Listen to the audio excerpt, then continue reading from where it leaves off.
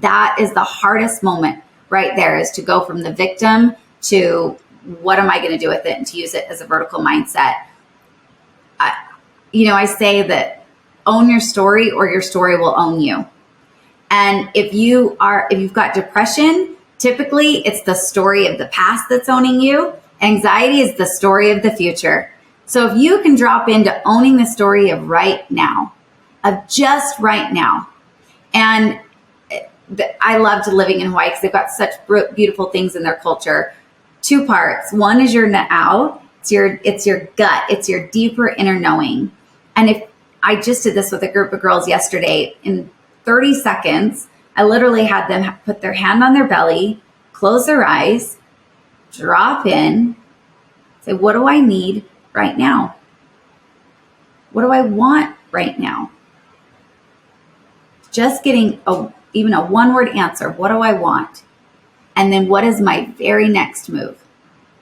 If it is, I want peace, then my very next move could be, I need to call someone that helps me drop back into feeling peaceful, or I need to journal, or I need to go run a bath, or just that next move. You got to just get yourself moving.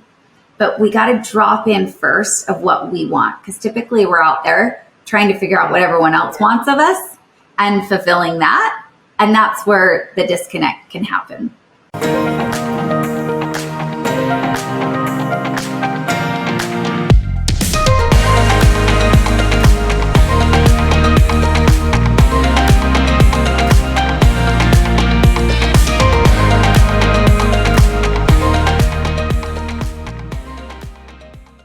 Welcome my guest, Sarah Foley. She's a transformational coach, speaker, and creator of Icon Collective. After experiencing life literally flipping her upside down from a debilitating ATV accident in 2012, Sarah learned how to experience the richness and beauty of life. She's been featured on major stages and platforms across the US, including being featured multiple times on Tony Robbins' podcast and being featured in Your Second Act by Patricia Heaton. Sarah's helped thousands of people of all abilities gain confidence, redefine what's possible, and become the icons they are. Today, Sarah is passionate about guiding and witnessing the shift in others as they embrace their vertical self. As a certified Tony Robbins Breakthrough Coach and a background in health and fitness, spa management, and television industries, she shares the tools and perspectives that help others understand that they are capable of experiencing their beautiful, rich, and successful lives right now.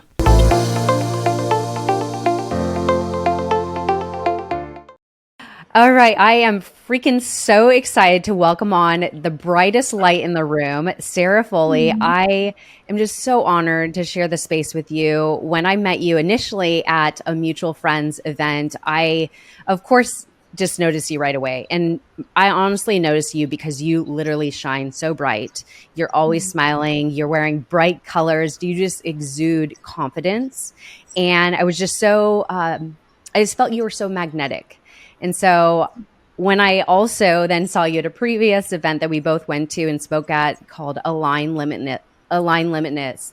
Oh my gosh, I can't even say that word. Sorry. I was just blown away by your talk and just like, you just lit up the stage. And so I am just so honored to welcome you on Passion, Love, Pursuit podcast. Thank you for being here.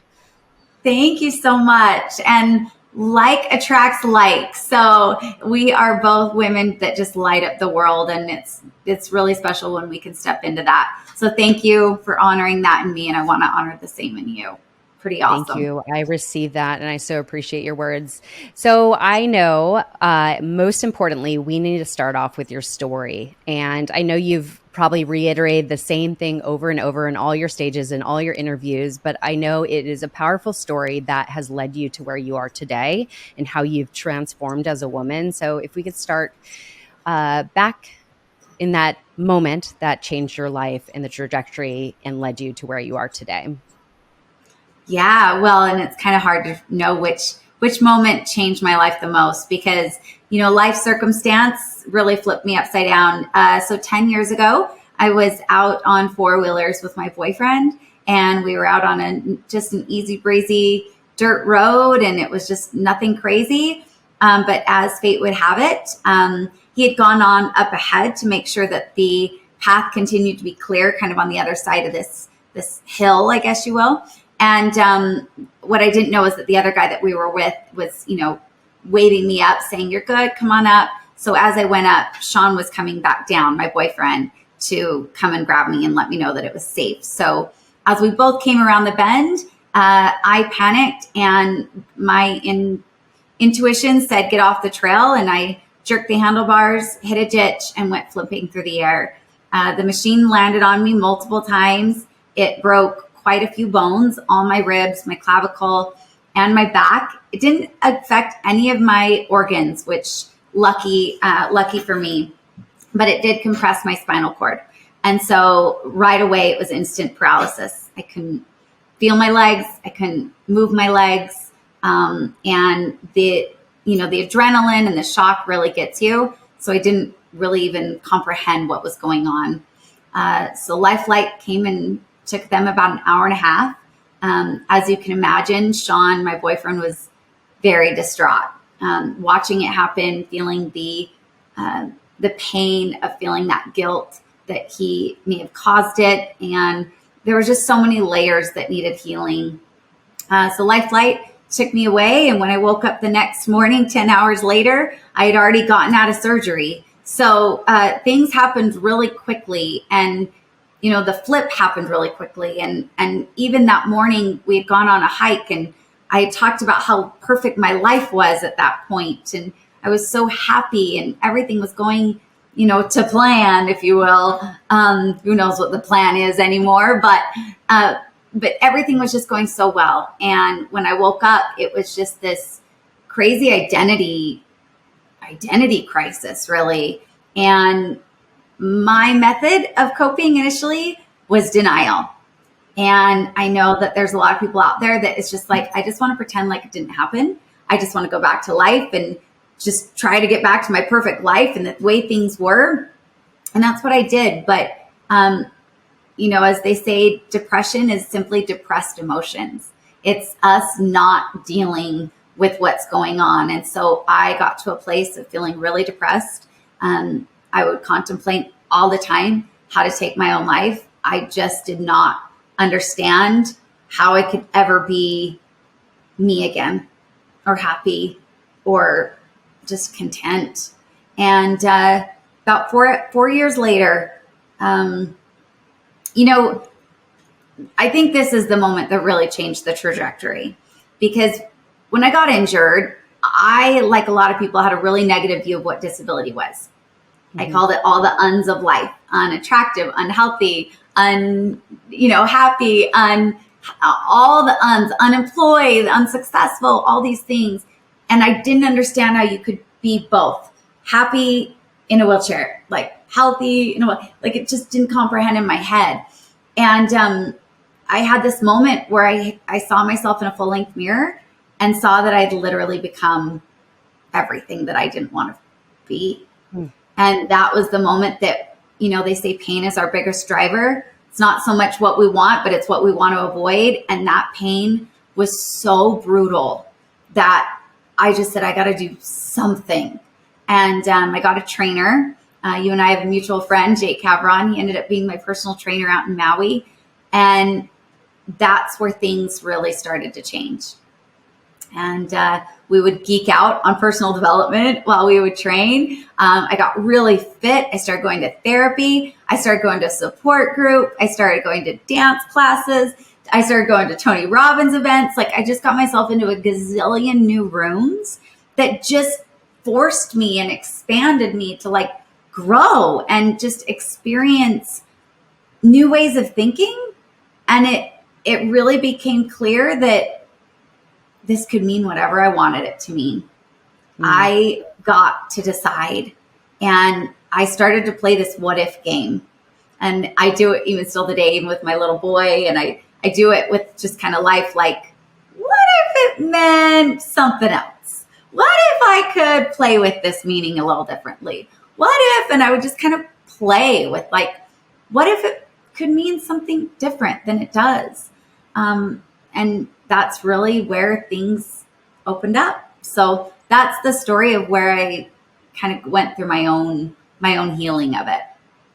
Absolutely. And I know you have a huge gap in there of healing and really battling all the thoughts, all the why did Yes. this happen, all that stuff. And I know you kind of like glassed over it. So I would love to unpack that a little bit because I think this is what it's really not that simple, but Yeah. we can at least put ourselves on the trajectory to make it a little bit more simpler through the process of what you teach today and how you serve people today. But if we could go back to, because one of the things, as we both are Tony Robbins fans, he talks a lot about identity. And I know a lot of people, when they are diagnosed with something, let's say you have anxiety, you have depression, you have, this disease, you are disabled, people usually attach to that identity and then they start living from or living in the lens of that identity. And that could be really, that could disable us, right? That's the Because we'll most get in the disabling mindset thing. like, yes, absolutely. Because we get so tied to that identity. So we live in that mindset. So I would love to talk about that a little bit, is how do you shifted your identity from, as you were saying, you saw all these things when you looked in the mirror, you were unhappy, you were unfit, and all these things. And also coming to the place to accept you have a disability, because a lot of people listening to this episode or even watching cannot see from the waist down. Yeah. You are in a wheelchair, but you are stunning as ever and alive as ever. And you are not disabled because you've changed your mindset around your identity of what this being disabled per se means to you. You've redefined it. So anyways, what I would love to talk about is how to move into this new identity and not look at it as a limitation, but yet how it could actually be, a service to you, and how you could switch into this new person, the new Sarah that you became. I love that. And, it's so hard because it's been 10 years. There's so much to it. And I never know which part people are really needing to hear. So thank you for really going into those 4 years, because there's a part of me that it was a blur. There was such a blur because I think I just really wanted to escape this new reality. I did not want to face it. And, it's like we can wake up and 4 years have gone by and we say, where the heck did that time go? I think anyone can say that, after a crisis or something going on, and you just say, where did my time even go? And I think labels are the most disabling thing. Just as you were saying it, that we get a diagnosis and we take it as truth. And one of the most disabling things that they will do with people that have become paralyzed is they'll give these timestamps. And for the one they gave me was, whatever you get back at your 2-year mark is what you're going to have forever. Like if there's any feeling that comes back, if there's any movement that comes back, 2 years is where it's at. I got married on my 2-year mark. Sean and I literally did anything we could to avoid what had happened. So we got married on the date to make it like a good day in our history. But it was so emotional that day. I remember being so happy about getting married. And on the other hand, I thought, he's marrying a woman that will be disabled forever because nothing has come back. It's 2 years. This is it. This is what he's getting. And I felt like I was so much less than a human, less than a woman, less than a wife. And that was so debilitating. And I know we keep saying the same word, disabling, but it truly is. And I think that people don't grasp how disabling the labels are, how we don't have to take anything as truth. We can try it on for size. We can say, thank you for that information. I'm going to digest this and see what I think. But I've actually had movement come in and back in the last 2 years, and it's been 8 years. And so, but I had to completely just disregard and reject what they had given me that I once took as truth. And so if you're in it, if you're in the muck, it first begins with you saying, I don't have to accept anything that I don't want in terms of other people's beliefs, in terms of what I think this means for me.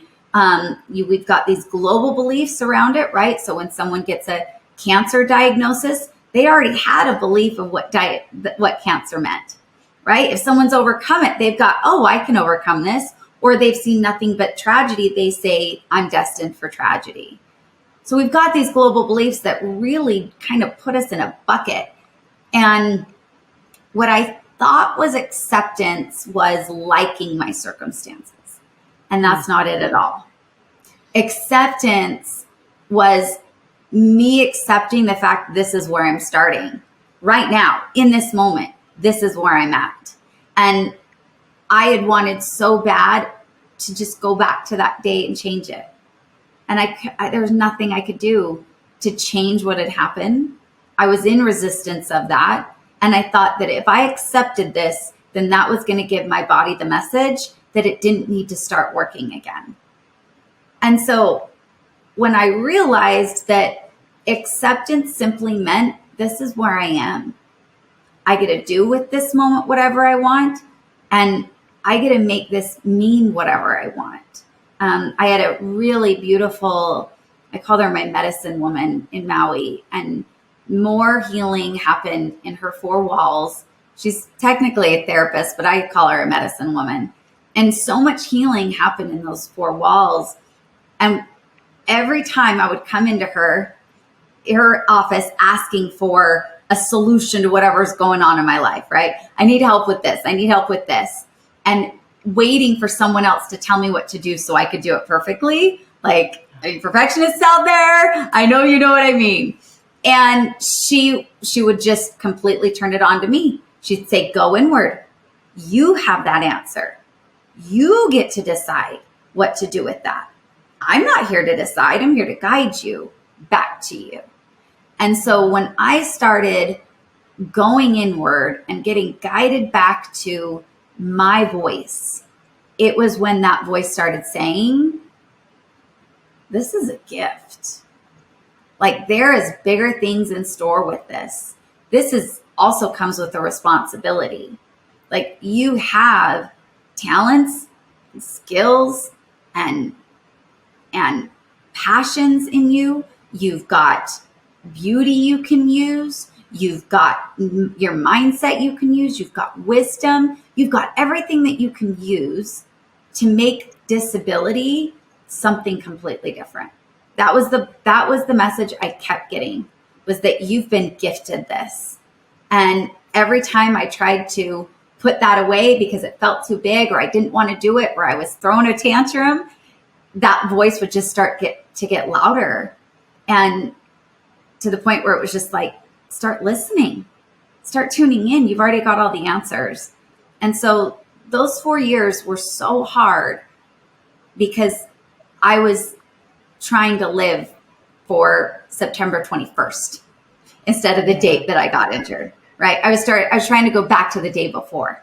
I was trying to go back and change my history. I was in pure resistance.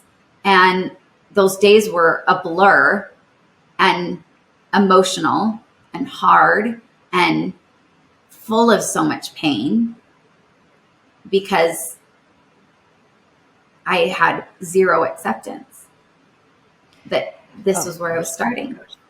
Yeah. And you know what, when I talk about self-acceptance, and I think a lot of people don't fully get there, and I feel it's a foundation of self-love, because when you don't accept the totality of who you are, all the things that brought you to where you are right now, you're rejecting a part of you.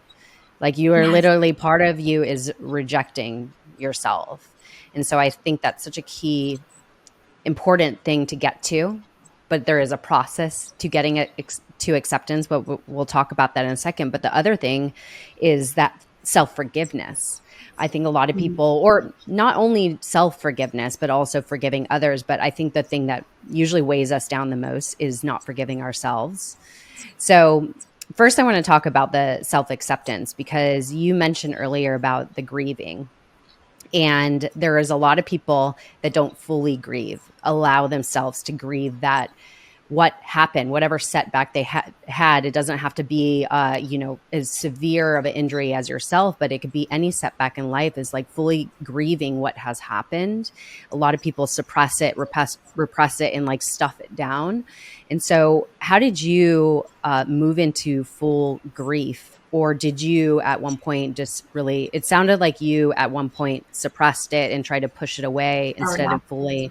Yeah. So if you could kind of share, how did you finally get to the point to fully grieve what has happened?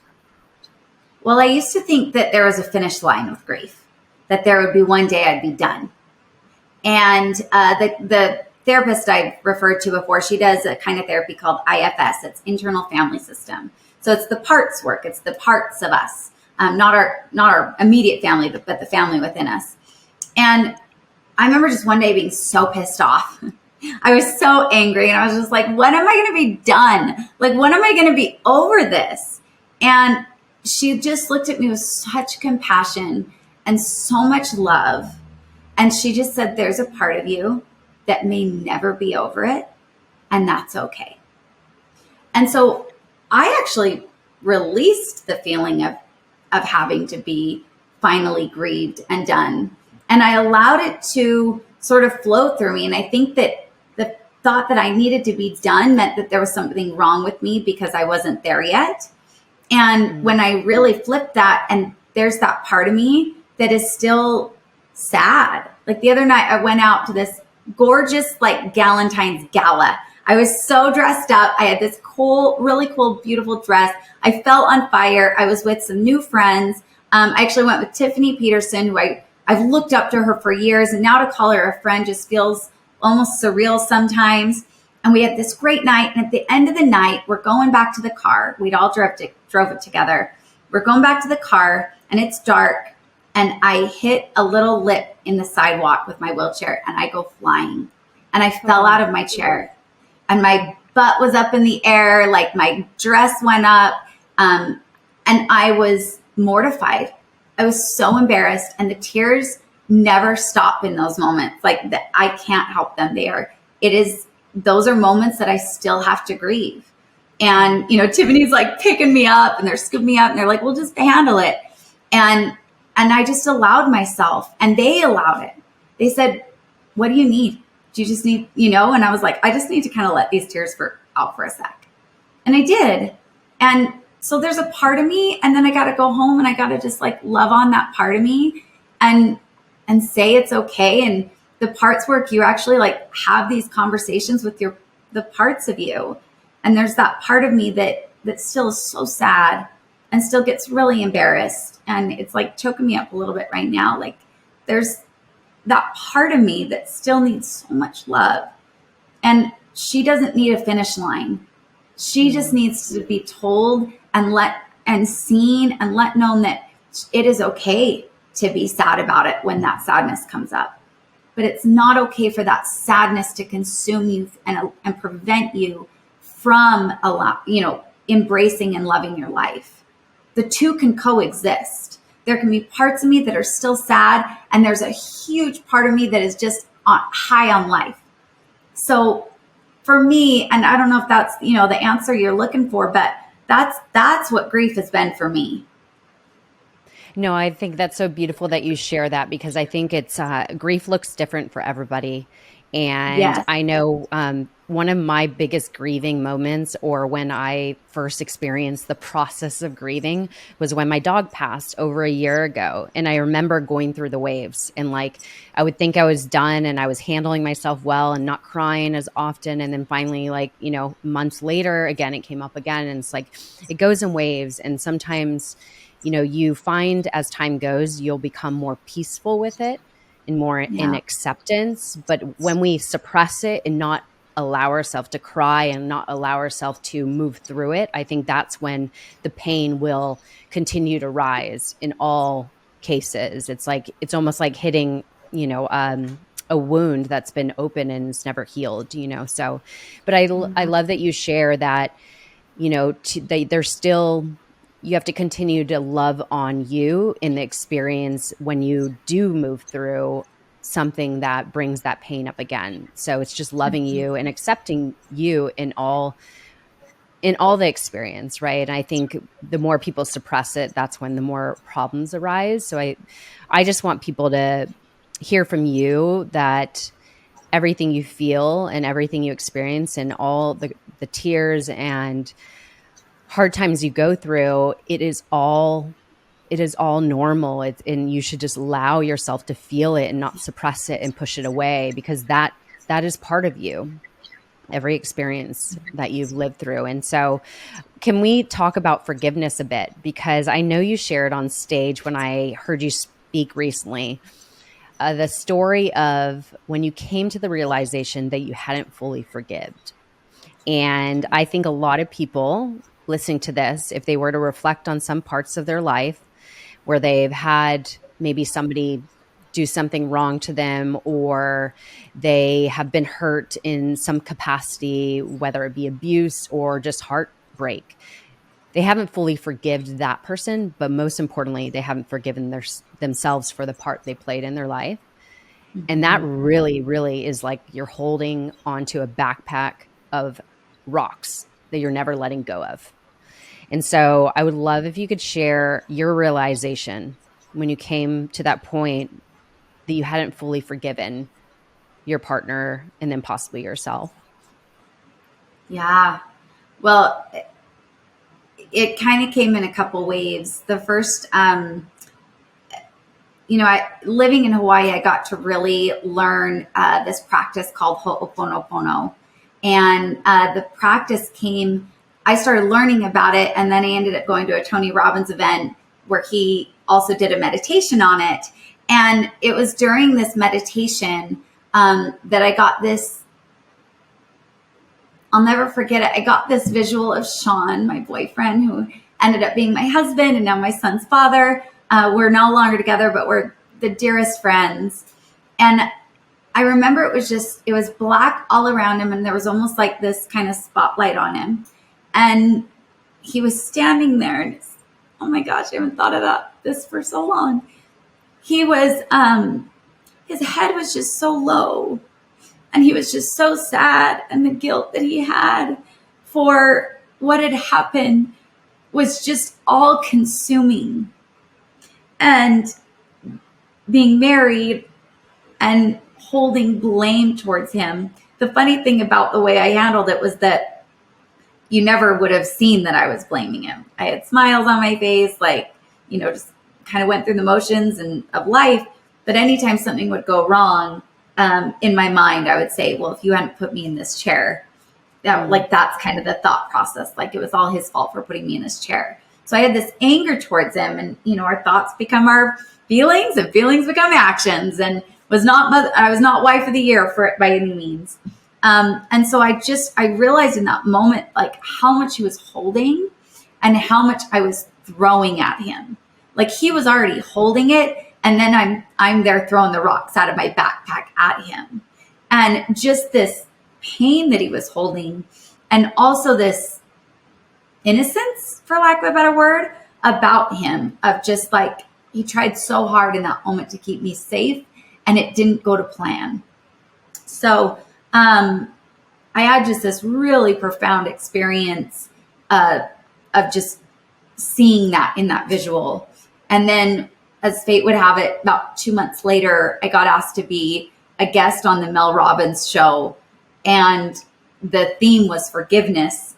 And I thought I was kind of going to teach people how to forgive. And I get on the show, and out of nowhere, I just start word vomiting all this blame. It was like all the rocks I'd been holding just kind of started coming out, right? And I'm just like one after another, just blaming. And, he should be doing this, and this because he owes it to me. And I finally take a breath, and she looks at me, and she just says, "You are still in that ditch." And I said, "Yeah, but he put me here." And she says, "I don't care. I don't care who put you there or how you got in the ditch. It's your job to get yourself out." And I thought, holy moly, that was a punch in the gut. That was painful to receive. But that's when I went into action on, I'm going to do whatever it takes to forgive him. And I started putting that Ho'oponopono in place. So I learned it. I got this meditation, got a punch in the gut from Mel. And then I finally actually started putting it into action. And the Ho'oponopono is, so it started by this therapist, and basically he was able to cure mentally insane criminals by healing the parts of him that was making him see them in a negative light. So the Ho'oponopono is not about changing the other person or their circumstance. It's about changing you through it, which I think is so profound and so simple. And so it's 4 lines. It's, I love you, meaning I love you for you. I love you for what you offer. I love all of you. I'm sorry. I'm sorry for how I've seen you. And then please forgive me. Please forgive me for how I've acted because I've seen you. Thank you. Thank you for receiving this forgiveness. And thank you for what you've offered me through this experience. So it's kind of a different take when you actually understand what he meant by those words. And so I started to just do this constantly. I do this with myself. I do this with Sean. I've taught my son how to do it. He's 8. And so I guided people through a really cool meditation where then they find themselves kind of floating on the ocean afterwards, and the peace that you are able to feel through your body. But that was the process of forgiveness for me. Someone had to really call me out because I was on a bit of a high horse that I'd forgiven. Wow. Okay. First of all, thank you for walking it out and actually explaining the meaning behind it, because I obviously know that from Tony Robbins and experienced it myself. And I know my partner and I, we've said that to each other, and it's a beautiful process and when you reiterate it, but the meaning behind it is putting that responsibility on you and taking ownership, which I think is key to changing the trajectory of your life, as she boldly said to you, which I think is so remarkable. And I just love her, by the way, but to be so bold and literally say, like, it is your responsibility for how you carry your life forward. And I think a lot of people need to hear that. Like, what are you not taking responsibility for? And then that doesn't mean, and I've talked about this on so many different episodes in different ways, but like, that doesn't mean what has happened to you is your fault, that you need to take blame or shame or responsibility for the action done, but how you handle it, meaning how you carry yourself forward, what meaning you put to that, and how you take on that identity is up to you and your responsibility to carry yourself forward. So I think that is key. And, I think that the process of forgiveness and acceptance is so necessary. I believe it's really the foundation of changing the trajectory of your life. And so going into when you started to shift out of that victim mindset, the grief, and when you started to change that trajectory from that moment, I'm sure it wasn't like, again, overnight, you just started to become more aware of how you were being, and you wanted to change what you were doing and how you were showing up. So what were some of the things you started to implement? I know you kind of glassed over it a little bit, but I know fitness became a huge part of your life. And I would love if you could kind of share, what did that do for you? And what do you, when you work with your clients today and what you do, how do you help them implement that into their life, and why it is so critical to be physically fit? Because it spills over in all areas of your life. I feel that way personally. You're right. It completely spills over. And, when I looked in the mirror that day, that was the first thing I saw. So I put on the weight, right? So like I have they call it the wheelchair tummy, because you have no ab muscles to use. Everything kind of gets squished out. So you got this big belly. And so by chance, that's the part that I went to first. But I'm so glad I did, because you're right. It does spill over into every other area of your life. When you start to show up for the sake of feeling good in your body, feeling more energy, feeling better in your clothes, feeling lighter, right? I got to have lightness when I would jump around, using my arms. And that is going to trickle over so much, but it's the process of showing up that trickles over the most, because you are setting a goal of showing up to go to the gym or go to a dance class or stretch or whatever it is. And then you fulfilling that is building trust in yourself. The word confidence actually means to trust in. So it's just building trust in yourself. But the great thing about fitness and health is that you get to see a result from that trust. You get to see, maybe your arms get more toned, you start to lose weight, or you see a direct correlation of your actions. And so that's going to create momentum. Because often we're like, oh, I'm going to change my mindset, I'm going to work on this. But sometimes you can't quite see the results right away. And so you lose that momentum. So when you build up this confidence, then you've already got the trust. Then you've got a momentum because you have got a result that you're visually seeing. And then you're saying, and this happens with every single one of my clients, what else can I do? If I could do this, what else can I do? And now that I feel good, I'm being kinder in my relationships. Now that I feel good, I actually have the energy to pursue my dreams. Now that I feel good, I'm actually a better mother, because now I'm not so cranky because my body hurts and I feel really heavy today and can't stand looking at myself in the mirror or something. Whatever the thoughts going on in your head, but those were all legitimate thoughts for me. And when I started feeling good, I was like, gosh, what else can I do? I feel on fire. And I'd set 3 goals. I wanted to do 1 pull-up. That was like huge for me. I wanted to see the dent in my arm, like that little shoulder to tricep. I'd never seen that before. And I wanted to have confidence to wear a 2-piece bikini. They may be all vanity related, but for me, they drove me. So it doesn't matter what drives you. Find what drives you. That was part of my identity before I got hurt, right? I always felt really good. I was fit. I could wear great clothes. That was part of who I am. And I was trying to deny that because I felt stupid or vain, or who cares? Whatever the goal is for you that makes sense to you, that you really want to do that's going to drive you. So use it, go all in. But because I could see the dent in my arm, that gave me the energy to pursue my dreams. And now I get to inspire other people. So who cares what the goal is? I think people get stuck on that sometimes, of what their goals should be. Pick 2 or 3 that are measurable and go for it. Maybe you just want to be able to go to the bathroom regularly. That's a great goal. Imagine feeling so good after not going to the bathroom regularly, whatever it is. So, but when health is the first, everything changes. I actually experienced that this last year. Was really interesting. I got booked for a speaking opportunity back in November.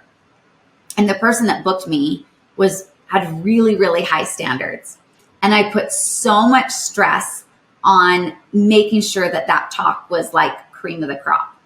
And I didn't work out as much. My eating was crap because all my focus was on the talk. And all of a sudden my lymph system got really blocked. My face blew up. I started having this rash on my face. I got so stressed, and I felt it in all areas of my body. I looked like I'd gained 10 pounds because I was holding on to all this extra water weight or what, I don't even know what it was. And the talk went well, but I felt like crap. Yeah. So for a line where you and I saw each other there, I put my health first for the 2 months leading up to it. And when I got there, the talk flowed so well. It felt so effortless. It felt so easy because I felt so good. So that's why fitness is important. I so agree. I mean, when you feel, if you want to say right in your body, like you said, that feeling of lightness, that energy, you're able to not be so consumed by it when you're trying to, provide value or serve in a big way. It's like when you're feeling weighed down or just uncomfortable in your body, it's like you'll be more irritable, you'll be more short, and you're not showing up as your best self. So I agree. It's so critical. One thing that I was going to ask you about is So moving from like a victim mindset to, as you call, a vertical mindset. I know a lot of people, when they're in some setback in life, they could get in such a low vibration. And sometimes it's just so hard to get out of bed because you're just like stuck in your head and you have all these thoughts running in the background. And the only way we could really, I think one of the best ways to get out of that is when we drop into our heart and we're able to serve. And so that's really hard to make that transition, though, when you're in such a low vibration. So what do you suggest going from this victim mindset to, as you call it, a vertical mindset? And if you could explain what that is, of course, but what would you suggest for people that are in that stage of life? What would you, like some tips you would give them to move out of that? Well, the vertical mindset is simply that everything, all circumstances are there for our advantage if we want to take advantage of them. Like it's still on us to do it, right? There's opportunities, I believe, everywhere. But we have to make that choice to lean into it. And that is the hardest moment right there, is to go from the victim to what am I going to do with it, and to use it as a vertical mindset. I say that own your story or your story will own you. And if you've got depression, typically it's the story of the past that's owning you. Anxiety is the story of the future. So if you can drop into owning the story of right now, of just right now. And I loved living in Hawaii because they've got such beautiful things in their culture. 2 parts. One is your now. It's your gut. It's your deeper inner knowing. And if I just did this with a group of girls yesterday, in 30 seconds, I literally had them put their hand on their belly, close their eyes, drop in, say, what do I need right now? What do I want right now? Just getting even a one-word answer. What do I want? And then what is my very next move? If it is, I want peace, then my very next move could be, I need to call someone that helps me drop back into feeling peaceful, or I need to journal, or I need to go run a bath, or just that next move. You got to just get yourself moving. But we got to drop in first of what we want, because typically we're out there trying to figure out what everyone else wants of us and fulfilling that. And that's where the disconnect can happen. And then second, you talked about serving. So Kuleana is our responsibility in this world to use everything at our advantage for the greater good of ourselves, others, and the world. Serving is definitely a part of that, right? But if we are not in a good space, if we don't take those next steps for us first, and then initially the people around us, and then the world, we can't really go backwards in it, because we can often get really kind of addicted to the serving and forget about filling ourselves up. And so there is a fine line. They all blend together, but I don't want to rush over the importance of dropping into you first.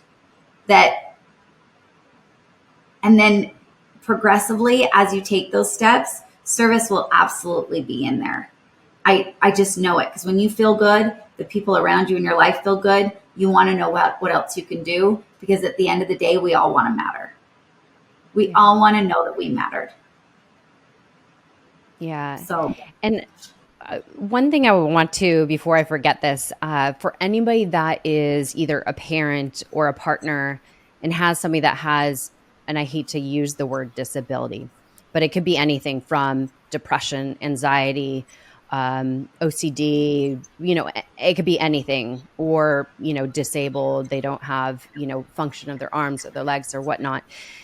What would you suggest for that parent or partner to not enable them, but yet be supportive? Like if you were to advise those people in that other position, knowing what you know in that position yourself. So people will always respond to how they are being treated. And I've seen both ways. I've seen people with disabilities from a really, really young age, or maybe they were born with it, and their parents didn't treat them any different than every other sibling. The ones, on the other hand, who were babied, seen as less than, seen that they weren't capable of, they're still very dependent on those parents 100%. as older. So we have to start seeing people as whole, capable, amazing. Like when we start to see them and treat them in that way, start to focus on what does make them amazing, right? Their abilities versus their disabilities, they will absolutely blossom. And people with a disability, they are clawing at any kind of independence that they can. Like, please do not help me do anything because I want to be able to do it all for myself. I do maybe need a little help on receiving help sometimes. Like that is hard, but it's because it's really important to me that I know I am capable. That's so important for my identity, that I am capable, I am whole, I am capable versus disabled, right? I'm able. And so I think that goes for anybody. And again, going back to the labels, they're so hard. They are just debilitating. You start to see someone as depressed, they're going to be more and more and more depressed. You start to see someone as, just wheelchair bound versus, I'm in and out of my wheelchair 20 times a day. I'm not bound by this. And actually my wheelchair is my superpower. My wheelchair gets me everywhere. My wheelchair it's my attention grabber, and I get to do whatever I want with that attention. I can help inspire people from this chair, or I can help people see that life would suck with a disability. Like I can take it either way I want it. And so it's really up to me. And I think that, going back to that vertical mindset, that's what it is. It's that it's all up to you. You get to do whatever you want with it. Start being intentional, and then start seeing others as they would want to be seen. Beautiful. But I tell you, all the girls, that I've coached, and they keep saying, I just want to be seen for the woman I am and not the chair I'm in. They got to start seeing themselves as the woman they are, not the chair they're in. So that's when it shifted for me. That's when it shifted for me. That is like key in everything, right? Because I think that a lot of people want to be seen a certain way, and that goes in everything, right? But are they really showing up to be seen that way? Like, are they living that truth for themselves? And then I think that's such a key point. I was going to ask you actually, what is like I don't know if you mostly work with women or men and people that are in wheelchairs or not in wheelchairs. You probably, I'm assuming, work with a diverse group, but I'm curious, what do you feel is like the common denominator between the people that you work with that is the biggest limitation they live in? The view of themselves. That's it. Their view of themselves is absolutely their limitation. When I used to see my wheelchair as a negative part of my identity, it was absolutely debilitating. And then, the program that Jake and I started, because we ended up starting this fitness program, and it's expanded. So now I just feel like it's all inclusive at this point. But we called it Disability Icon. And I said, this is about changing the way disability is seen. It's about being iconic. Miss Marilyn was the inspiration behind it. But like, what do you want to be an icon for? So that's how I started to reframe it for myself. But the common denominator of everyone is that they cannot get out of their own way. They've got a very limiting view of themselves. And you nailed it, because you said it's the alignment of it. Are you being it when no one's around? Are you being it when you're alone in your head? Are you speaking the way that you speak out there to the rest of the world? Or are you kind of playing two sides of the coin? Are you being negative and hard on yourself and cranky around the house, but then you get out in the world and you're like, I'm great, everything's good, and you kind of put on this face? Or are you at peace and confident and having the right kind of conversations with yourself, giving yourself love when you need it, giving yourself forgiveness, It's the alignment piece that people miss. They miss it all the time, right? Like identity change, shifting and breakthrough is all about you seeing yourself as different, not how you put on your front to the rest of the world. That's kind of the afterthought, right? That's the residual is what the world sees. And they're going to see right through it. You can feel it when someone comes up, you say, that is not who you really are. I can feel it. The front that you're putting on is not who you really are. Or you can see someone, you're like, gosh, you are so genuine. I can feel that this is who you are no matter what. You get that essence with people. So absolutely. That's the most debilitating thing, I think, and the common denominator. Absolutely. Well, that brings me to asking you, because you help women, and do you work with men as well, or mostly women? A little bit of men. Usually they're more one-on-one because I tend to, create these group dynamics of just women. But I made that shift about a year and a half ago where I said, I'm no longer keeping disability separate or in a box or anything. This is whatever disables you. That's what we're going to break through. Amazing. So that brings me to asking, you have something coming up when this episode releases. It's coming the end of March, and I'm super excited about it, and I can't wait for people to be in the room. So I'd love if you could share a little bit about this, because you help people break through those limitations and that story that they're bound to. And I think that is key to really transform your life, is when you release those chains, right? And that means the grieving, the forgiveness, the stories, because I know, like, as I was mentioning, you talk about your story all the time. It's a part of you, but you're not stuck in your story. You're like a bright light that is helping people transform their life and break through the limitations so that you don't live in that story. And so I really want people to hear the opportunity to be in the room with you and learn what you've learned, because you've had to go through it all, but you chose to move through it and experience the vast transformation you've had. And now you look at it as a gift in your life opposed to a limitation. So it's beautiful. Thank you so much. I'm so excited. The event, Vertical Ambition, it's about owning your story so your story doesn't own you. That is the key right there. And again, you nailed it. People get stuck on the war story.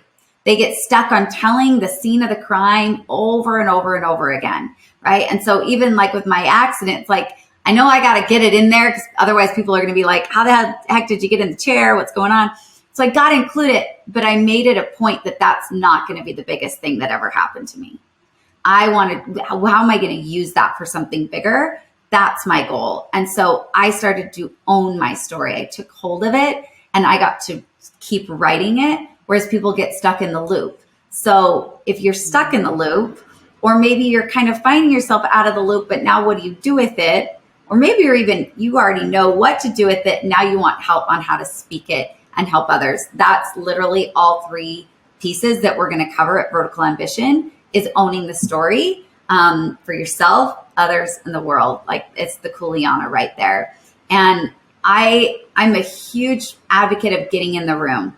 Like, get in the room, get in new rooms, get in a dance class room, a therapy room, a support group room, a personal development event room, get in all the rooms. And I want to help people expand in that way too. And you and I talked earlier on, we often will go to a conference and we'll get all this inspiration and then we don't do anything with it again. We never open the workbook again. We never go back to our notes. Like, then it's just kind of, we go back to life as usual. Maybe we got some nuggets. But for me, I want this event to be hands-on. I want magic created in the room. There's actual like working pieces. There's things that we'll be doing that is super hands-on, that it's not just take this home and do something new with it. It's, I did something new with it in the moment. I actually took it and took it away and started, owning that story. So I'm so excited. It's been years in the making. I've been dreaming about this for so long. I've been creating it for so long.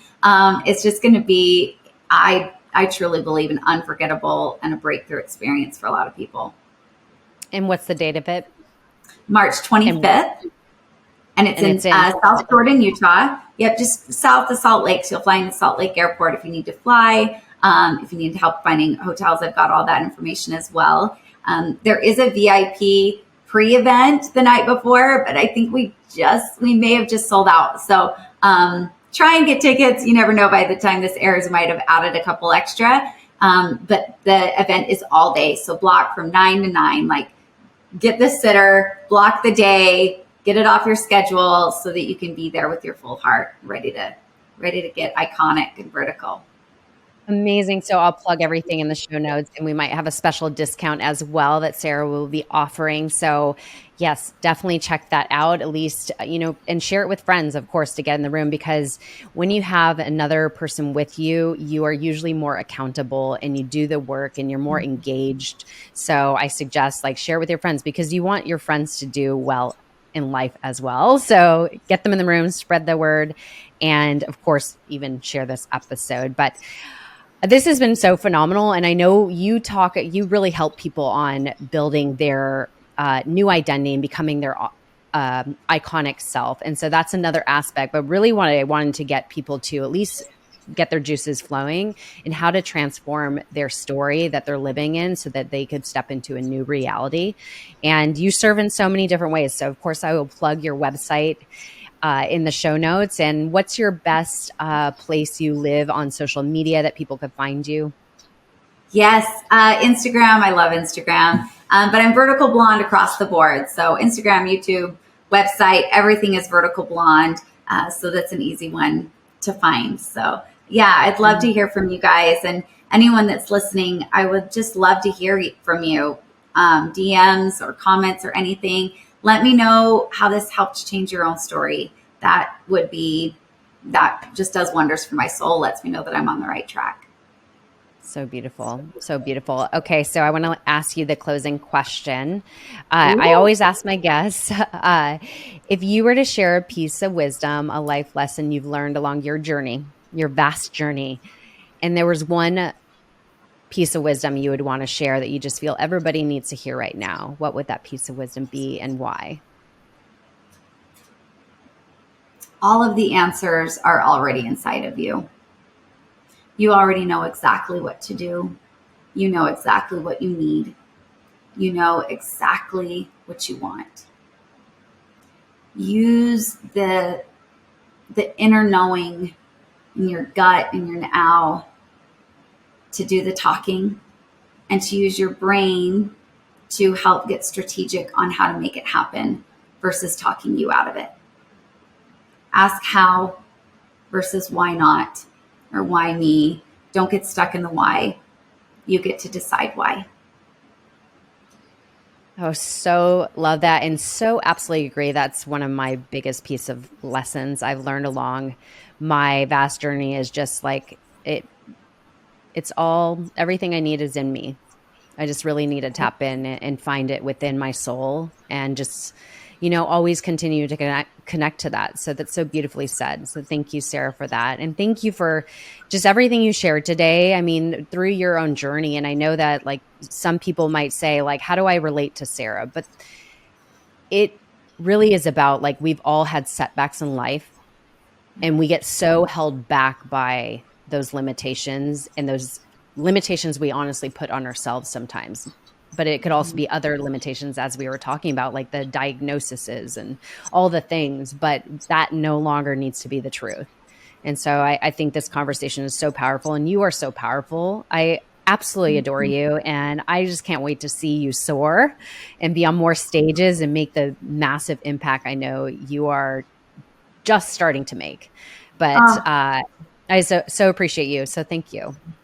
Thank you. And ditto to everything you just said. I adore you. Thank you for this. Thank you for this platform, this opportunity. I think you're just getting started too. I think you are just scratching the surface. And, it's funny because people always say, I can see my problems in the spokes of your wheelchair.